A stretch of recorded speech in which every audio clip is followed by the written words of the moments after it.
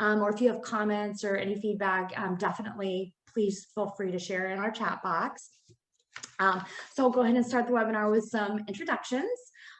First of all, I'm Darlene. I'm with SeniorLivingGuide.com, and we host a couple of these webinars each month. We do it because we love our clients and we love the senior industry, and really just want to be able to connect and share with you folks some of the things that have been going on, and especially since COVID and we can't get out there and do our networking and do, you know, some of the conferences and things like that. So we felt that this was really important and we really wanted to be a part of it. But we are a national website connecting senior living communities and skilled nursing, memory care, home health directly with the end user, which is typically the senior or their caregiver, to get in contact with you all directly so that they can make the right decisions for themselves or their families. And then we have print products in all of North Carolina, South Carolina, Florida, and Virginia. They are statewide books that offer a lot of different things as well. So if anyone has any questions on any of that, I'd be happy to help you. But I do want to introduce our speaker today, our panelist, our guest panelist today, Sara Im. I pronounced your last name correctly, right? Im? Yeah, that's okay. fine. So a little bit about Sara. She is an inspirational female speaker in the marketplace today. She's a survivor of the killing fields of Cambodia. She is the author of an award-winning book, How I Survived the Killing Fields. She graduated from Western Connecticut State University and runs her own wellness business called Smart Healthy Living. She speaks to inspire and instill hope in her audience of conferences, seminars, churches, women's clubs, schools, TV, radio, and webinars. So much more, right? She's a member at the Bay Area Professional Writers Guild, Better Living for Seniors, Toastmasters International, and a founder of Christian Professional Network. She just celebrated 31 years of marriage. That is a big accomplishment. To her husband, Dr. Sofan Im. Yeah.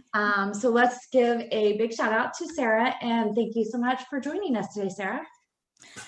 Thank you for having me, Darlene. It's my pleasure. Good afternoon, everybody. Thank you for joining us. My goal today is to share with you something that can help you during this time. So right now, the language that we hear all the time is that changes. COVID-19, coronavirus, right? So, yes. So my goal at the end of the presentation, I hope that I can move your mindset slightly to think about conquer, about confident, about compassion, right? So instead of the negativity, we shifted to a positive side. So that's my goal. So before I get into that, I would like to share with you my story, because as you heard from the introduction, that Darlene was very nice introduction. Thank you. From my introduction, I grew up in Cambodia. So let me show you where Cambodia is in the map. If I can move. Oh, got stuck. Uh-oh.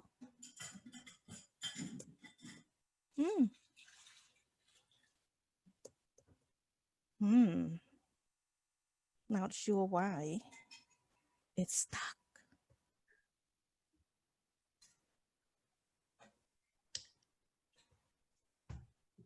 Okay.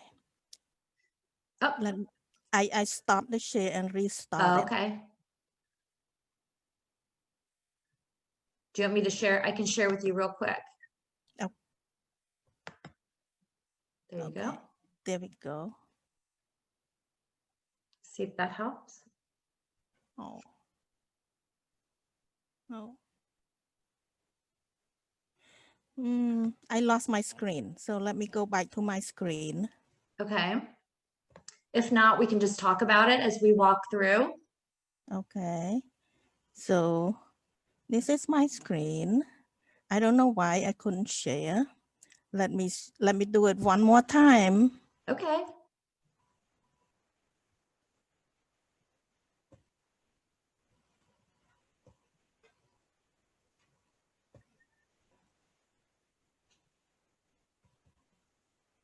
There There we you go. go.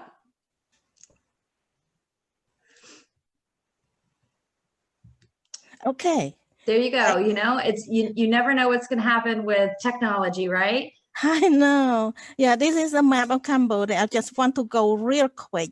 So Cambodia is next door to Thailand and Laos, and Vietnam is at the bottom.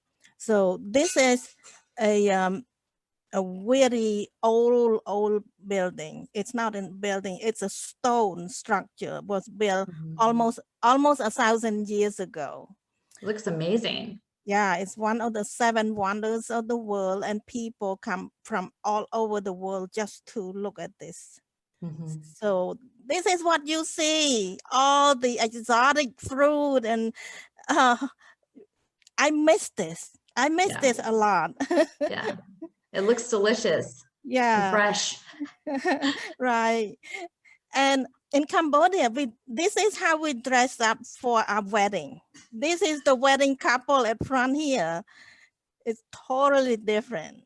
But when I got married, it's in United States. I didn't get to wear all that fancy clothes. Different traditions, right? Yeah, yeah. So that's a little bit about Cambodia. I grew up in a farm area and I enjoy my life when I was young. I feel so loved and secure until I graduated from high school. I got a chance to go to college, and college is not in the farm. It's in the big city. So when I went to the big city to attend college, I got so excited that I'm going to get into college, learn a lot, and become an engineer. While I was in college, I was away from home. It's like 400 or 500 miles from home. So I was all by myself. In April 1975, something terrible happened in Cambodia. That's when the communists took over our country. When they came in, they invade the country and they immediately start to evacuate people. So this is the picture when they came in, and you see the truck and everything. And then the next day, they will go door to door and evacuate people. This is the evacuation. Can you imagine? Can you imagine? I was pulled out from my place and get on the street. When you were in school, you were in college, right? Yes, yes. I was away from home. So it was very, very hard for me. And not only that, they shut down the whole country for 4 years. So the next slide is interesting. 4 years. And the shutdown is now like here. This is nothing. Over there, they shut down all the store, all the hospital, the post office, the phone, TV, transportation, bank, school, university. Nothing going on. So imagine the bank was shut down. If you keep the money in the bank, you cannot reach it. Even you get the money out, what are you going to buy? So that was horrible. So they push us to go away from the city. So we walk and walk and walk, and we sleep on the ground, right? So this is how we end up. We were forced to leave home abruptly. We didn't get to gather any belonging. So we were forced to work in a very harsh condition. And then was punished, starved, and we become sick and exhausted. we live with a lack of sleep, lack of rest, and medical care. So we have been abused mentally, emotionally, and physically. So that's what then I have been in this condition, and I was extremely sick. I almost did not make it. So as a result of this event, there were about 2 million people died, and that was about 1/3 of the population. And I survived and escaped twice. Mm. I just want to share this so that we have something in the background that when we go through the presentation today, we can refer to my story and I can share with you my perspective. Is that okay? Yeah, no, I think that, everything that you've been through, it puts in perspective when we think we're shut down. Clearly we're not shut down. It's not great, but it's not as clearly as bad as some of the things that you've experienced. And clearly our perspective is not nearly as bad as kind of what you've been through, and that you have come through and survived it with a positive attitude and being able to provide people with a sense of hope after coming through what you've survived. Yes, thank you. So when I escaped out of the country, and I was lucky or fortunate to have a relative in United States, and he sponsored me to come. So I have been here since 1981 in a different state though, but almost 40 years ago, I've been to United States. And I got married. This is my husband. And my mom was able to join me several years later. Mm-hmm.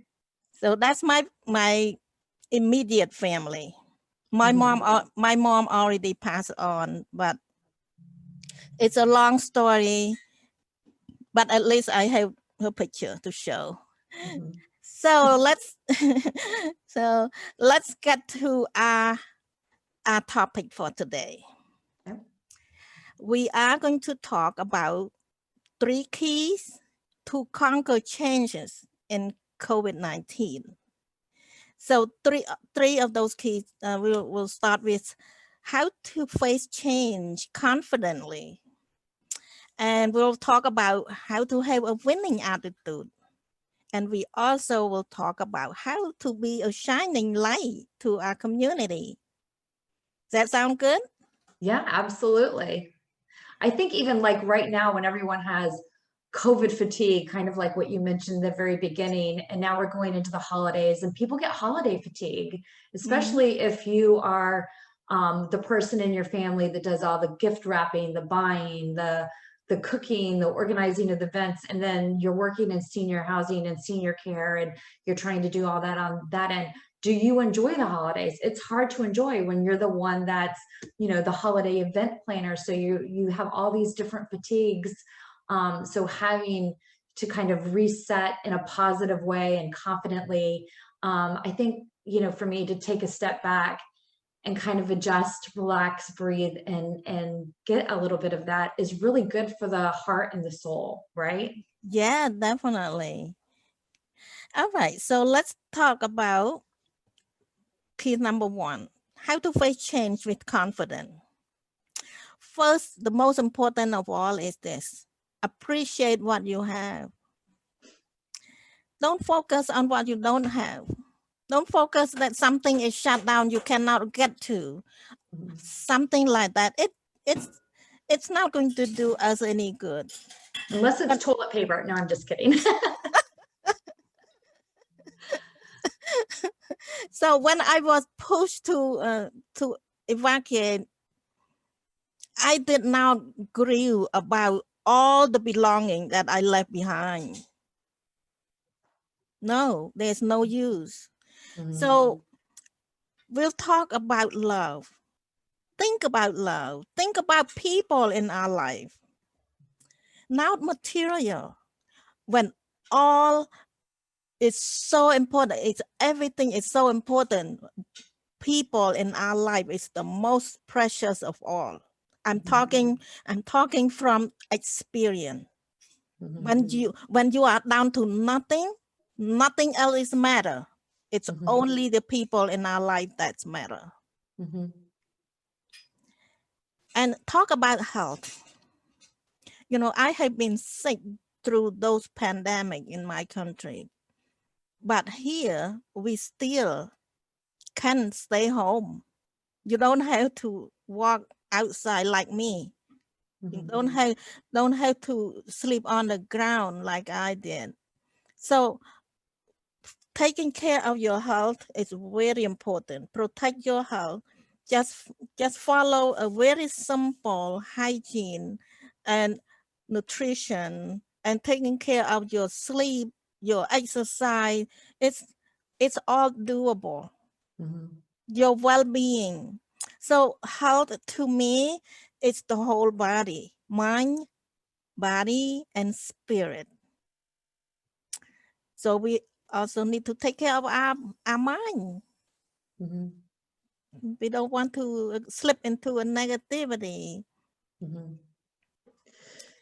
Yeah, I think even with the help, even just getting a brisk walk in during the day, even if you could just take a walk around the neighborhood, can completely clear your mind, and clearly it's healthy for your body as well. So I think those are some easy things you can do just to give you that fresh breath air and just kind of clear your head. Yeah, get out, get some sun. Sun is very important. That vitamin D. Yes. So at least once a day, get out, get that sun, especially the morning sun is very important. Yeah, exactly. So, yeah. So the next topic is hope. Hope to me is like a clear vision. I like to give this example. Hope it's like you get into your car and you are driving somewhere, and then the rain come in. You have to wipe that windshield so fast that you can have a clear vision so you know where to go. So that's something that I'm thinking about hope. But Helen Keller, she wrote this beautiful quote. She said, hope, see the invisible, feel the intangible, and achieve the impossible. It's so powerful. Yeah. Never give up hope. Yeah. Always have that clear vision that you will get there. You'll see the light at the end of the tunnel. You will make it. For today, we have to have hope that this coronavirus is not going to stay here forever. It will be gone soon. Yeah. You know, one thing I keep in my mind for, you know, everything that has happened in my life that has been a challenge or has been hard or has been a hardship or something that has happened in my life, I have to keep in my mind, and this too shall pass. Yes. And every time, the reality is it has passed, and you do see a light at that end of the tunnel, and there are amazing days that come after. So it is just, it is a season in your life. Yes. So. All right. The next point is faith. We have to have faith. Faith is the belief. We don't see it yet, but you have to believe that it will show up. You have to believe that God will provide. So the strong belief that something will come will, if you plant a tree, a fruit tree, you have to believe that eventually it will give fruit. So faith is just like that. When I plant a small tree in my backyard, it only show leaves, but I know it's going to produce fruit. So we have that faith. It's very powerful. Yeah. Faith is the hardest one, I think. One of the hardest ones. Yeah. It's very hard to explain also until you've been through something and you have that strong faith, you have that belief that it happened. It show up. So many wonderful events show up in the most unexpected the time of your life. So that's faith, because something is going to show up for you. God will provide for you. All right. Next slide. The second point is have a winning attitude. How do we have a winning attitude? Not whining. Don't mistaken. Yes. So a winning attitude is not is to cultivate a victorious mindset. You are victorious. Don't slip into a victim mindset. That's the distinguish between the winner and the loser. If you become a victim, you will never win. So grab that victorious mindset. Whatever event, whatever situation, you will have to have that mindset that you will win over this.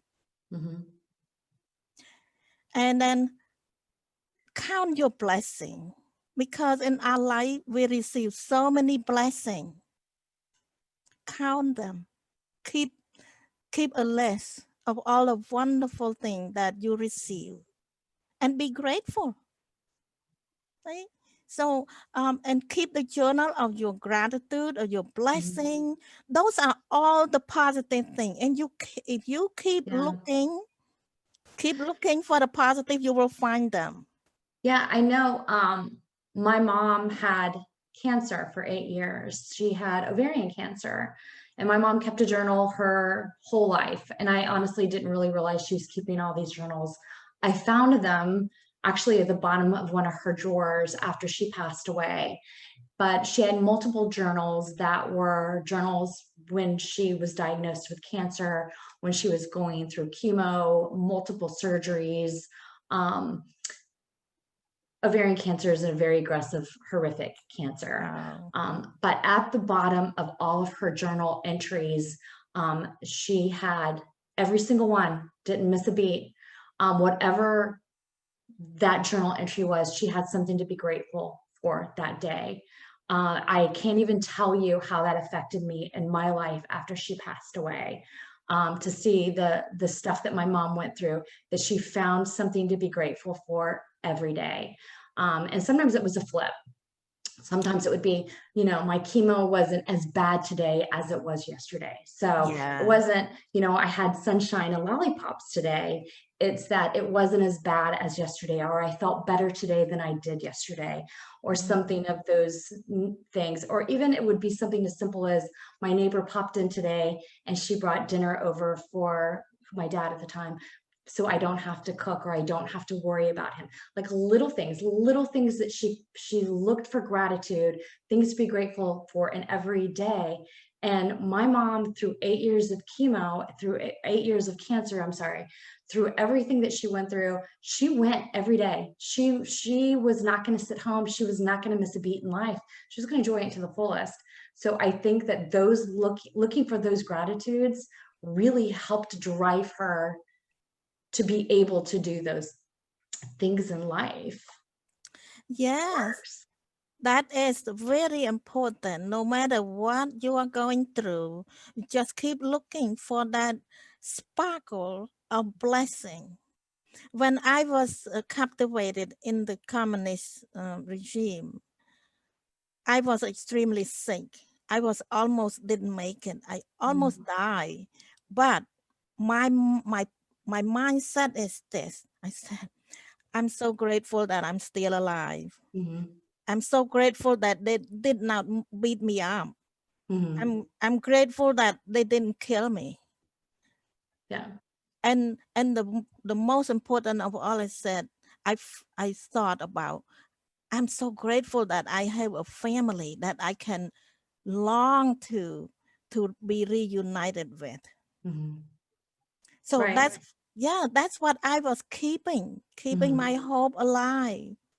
I think we have to definitely circle back around to that every single day and say, what am I grateful for? Especially if we're feeling so negative about things. And I think it's easier and easier for us nowadays, because I don't want to say that we're spoiled, but in a sense we kind of are, because we just expect everything to be so easy for us that when it's not, we just go to a negative place. So I think we need to take a couple steps back and look at things, and we'll be happier for it. So I think that we want to be happy. At the end of the day, we want to be happy. So it's really actually more simple to do some of these steps in order to achieve that happiness. Definitely. True happiness. Yes. So the next point is learn to be positive in every area of our life. So once you decided you want to be a positive person, that if that was your goal, that's the wonderful goal, keep at it. Starting by the word that you said, the word that you speak out. If somebody want to lose some weight, don't say that I will never lose weight. I will never fit into that clothes again. No, that is a negative word. You don't want to say that. You don't want to plan. You don't want to plant the negative image in your mind. So start to speak the positive word. And start to think about the positivity. Think about good thought. Think about some wonderful thing that come out from that. If you need to lose 10 pounds, start to think about how good you look in a certain clothes, right? Your favorite clothes that you hang on in your closet. I have some of those clothes, believe it or not. Yeah. But one of these days I will fit in it. So plan that positivity.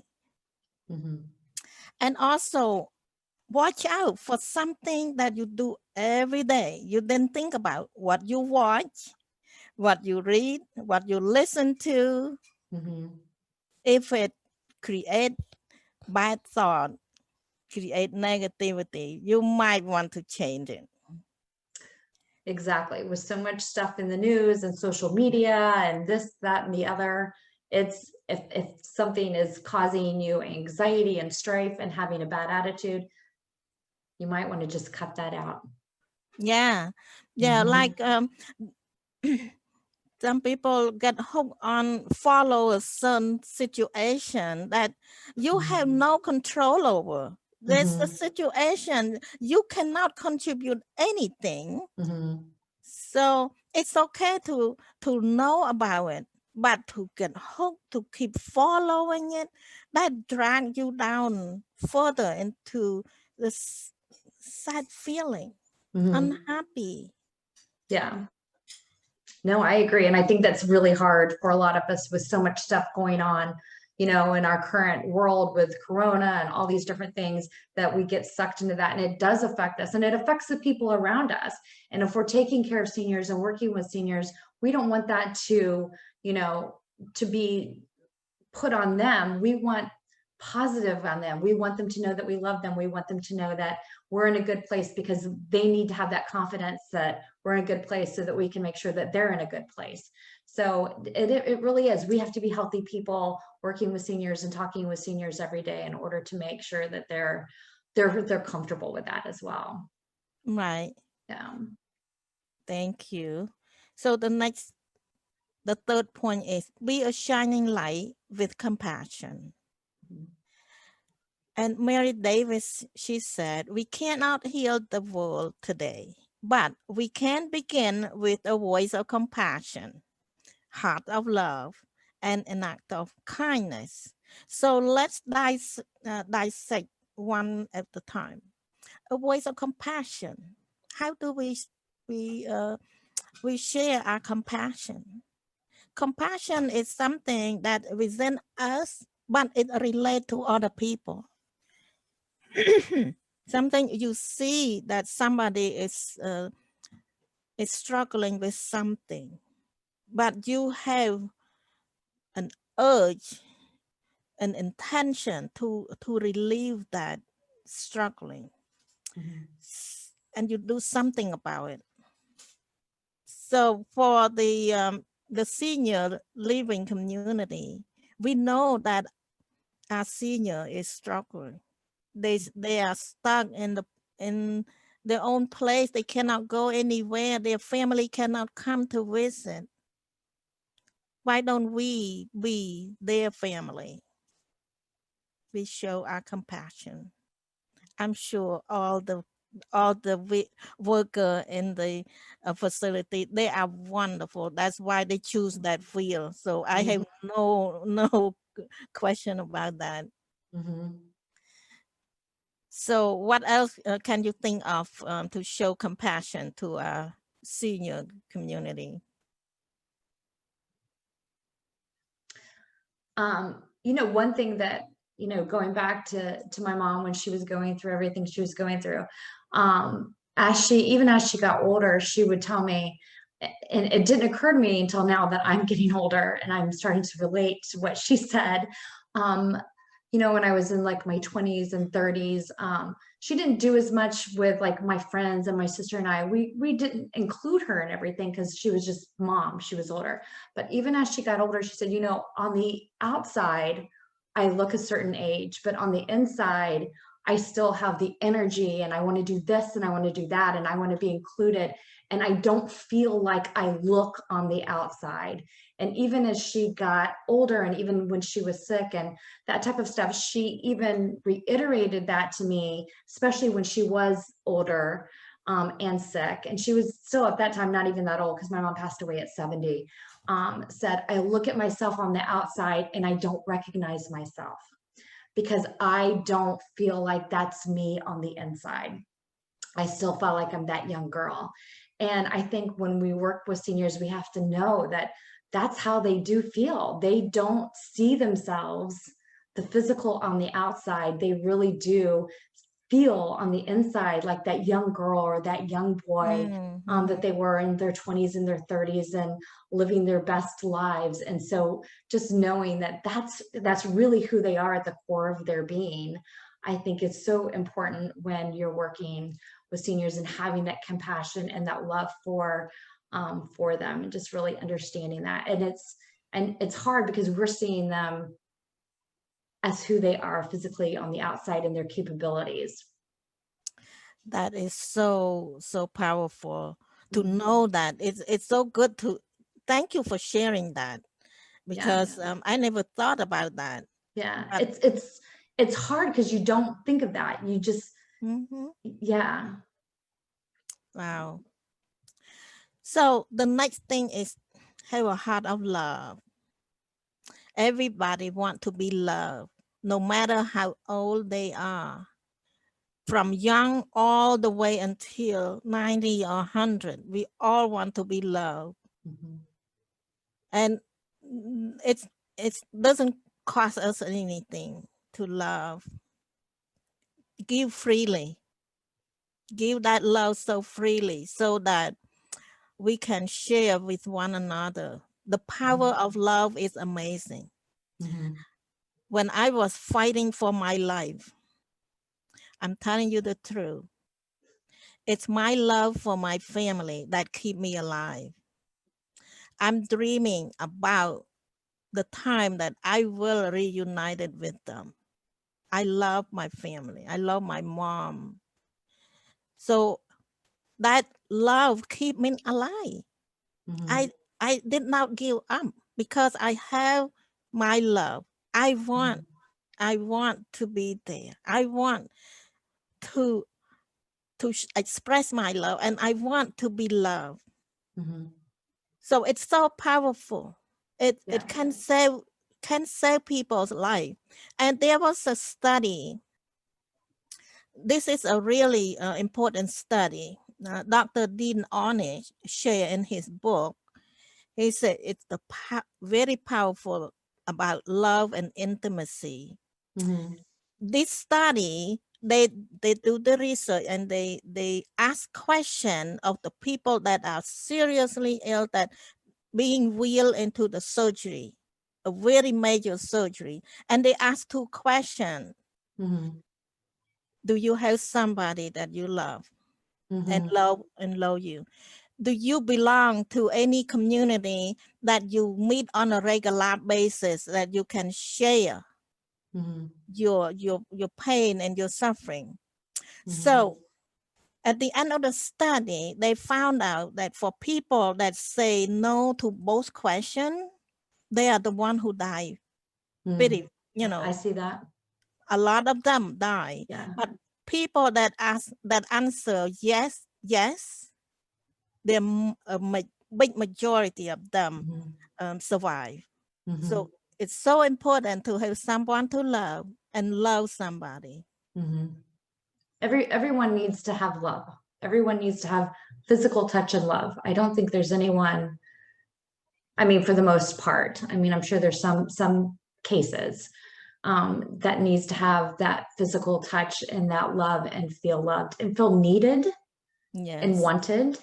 And, when you do share love and, even acts of kindness, anytime that I've done any kind of act of kindness, even if it's something as little as help someone, or if someone is struggling in the grocery store and I help them, a senior, I do have such a heart for seniors. I kind of look to help them if they're in need when I'm out and about in the community or anything like that. I feel good about myself. It makes me have a great day. Yes. And I don't think people realize when you do for others, it actually makes you feel better. Definitely. So it's kind of almost selfish when you do it, right? Yes. So I think, to look for those acts of kindness in the random acts, I think sometimes can be the most fulfilling. I'll come home skipping if I've, helped someone, at the grocery store or when I'm out and about, or some just random act of kindness. It will literally make my whole day. So maybe I hope it helped them. I have no idea, but. Right. Yeah. The act of kindness is, you don't expect anything back. Exactly. But you eventually receive something back. It's the gratification. It's the satisfaction. Exactly. Yeah. Exactly. So let's move to the next slide. I found this. Mother Teresa said, the fruit of love is service, which is compassion in action. So we provide service, we love somebody. The fruit of love is service. That means once you love somebody, you do something for them.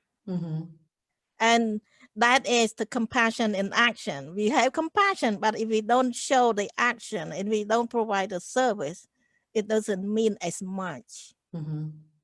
So that's what she's saying. So I think it's very important that we love and we show compassion. I love this quote. This is a great quote. Me too. So now you have it. We talk about a lot of things. And many of this idea, it's not new to you. You already heard many times, but we just put it together so that it helps us to change our mindset from complaining, from dealing with all those challenges, those coronavirus and COVID-19. Change it to become confident and with compassion. So what will you use? What piece of the puzzle that you need to add to complete what you want to become? And then when? So you can answer yourself and make a decision to say what is missing from the piece of my puzzle, and you apply it. So I just want to show you, this is my book. I have two books. One is How I Survived the Killing Fields, and the other one is the Holistic Approach. Holistic Approach is the I co-author with other people. So you can get it from my website. So it's my contact information. Okay. And I will be also sharing that in an email that I'm going to send out after this to everyone that joined on the webinar, with a link to the recording of the webinar, all of Sarah's contact information. Are your books available on your website? Are they available on Amazon, or? It's only on my website. Only on your website. Okay. So, yeah. All right. So definitely send the link to the website if you'd like to pick up a book from Sara to read. I would love to check out some of these books. So if you're interested as well. I hope everyone got something out of this today. I feel honestly so inspired. It was such a great pick-me-up. I just felt like this was such a perfect time to have something like this, because we're going 24/7 all the time, especially in our industry, really no matter what we're doing. But if we're working in the senior industry at all, it's just been an insanely stressful year. And I think it's really good to have something that we need for ourselves, right? Yeah.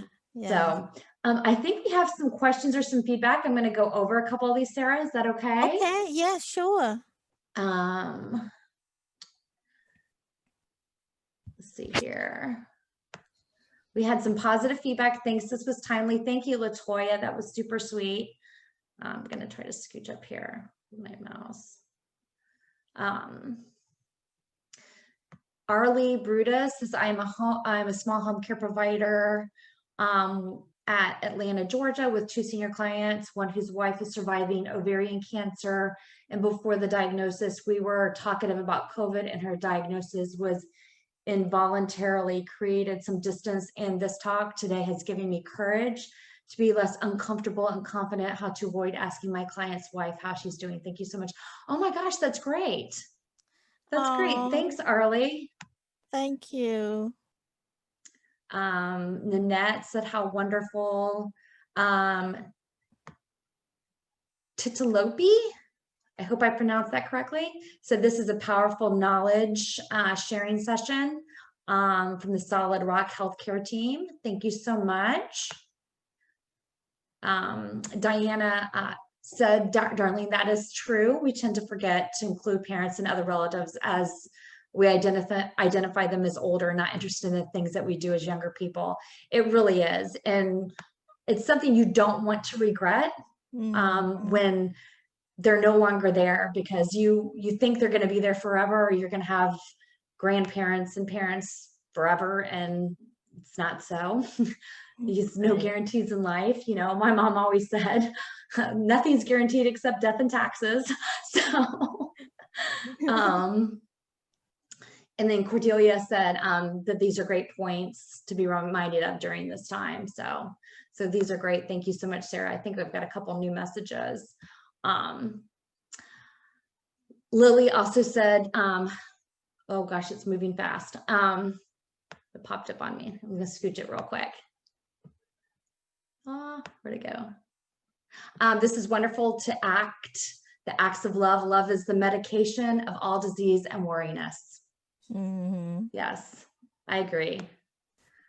And then Senior Samia Abu Chakra, and I'm sure I just completely hacked that, and I am so sorry if I did. It was wonderful. We don't know how much we have or how much we are blessed unless we hear from people who have gone through a lot, such as Sara. I absolutely agree with that. I am Lebanese, and we went through a lot during the war in Lebanon, so I know how blessed we are here, even at this time of the pandemic. Thank you so much. And then Karen Cassidy, great message, a good time to hear it and start practicing what we all know and to be reminded of. Yes, I think it is. And it is a good reminder because a lot of us know this at our core, but it has been a year of really testing a lot of us, you know, because I think that we just get in our little track and we're doing, and it just threw us for a loop, and you start feeling sorry for yourself, and then all these different things, and then they kind of take over because it goes on for so long that you can't reset yourself. Right. And then sometimes you feel like maybe it's becoming who you are, and you don't want it to become who you are. So to take a step back and reset, say, this is not me, and this is what I need to become to be a better me going forward in life. Yeah. Right into tomorrow, Friday. Friday's the first day. Mm-hmm. So, does anyone else have any more questions before we wrap this up? So the pavilion director said this was a great message to get me to focus back on what is really important. I love that. Thank you so much for sharing that. Mm. See, I'm gonna have such a great afternoon now. Good. I have a final thought to leave before we leave. I said, yeah, don't wait for things to get easier, simpler, better. Life will always be complicated. Learn to be happy right now. Otherwise you will run out of time. Exactly. Yes. Exactly. Life is short. Yeah. Yeah. All right. Well, I think that is it. Like I said, please look in your email box, and I will send you a copy of this, and also all of Sarah's information. If you didn't grab it off the screen, it will come in your email as well. So thank you so much, everyone. Thank you, everybody. Bye-bye. Have a great day. Enjoy your weekend. Thank you.